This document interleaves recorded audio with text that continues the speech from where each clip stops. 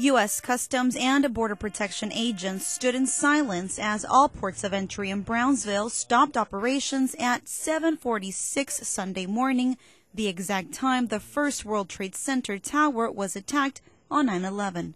That was a day which defines the greatest challenge for the new America, the challenge of global terrorism. Port Director Michael Freeman says the deadly attacks stripped Americans of security. 10 years later, he says that security is stronger than ever with federal agencies like Immigration and Customs Enforcement, Border Patrol, and Customs and Border Protection all working together. By having that one voice, we have one fight against our common enemy.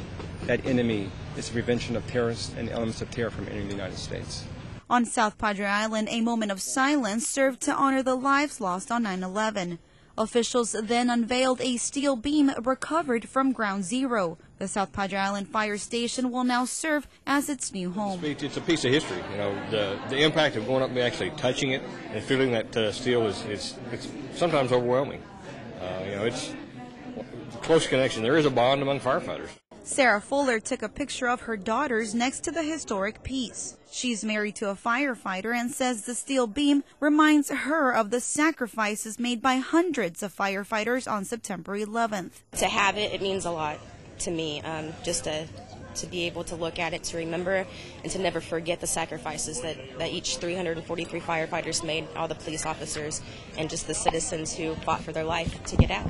Events to honor 9/11 victims continued at the University of Texas at Brownsville. President Dr. Juliet Garcia compares the effects of the 9/11 attacks to those of the attack on Pearl Harbor and the assassination of President John F. Kennedy, meaning life in the U.S. will never be the same. There was a life we all knew before 9/11, and then a whole generation's life that has changed after that event.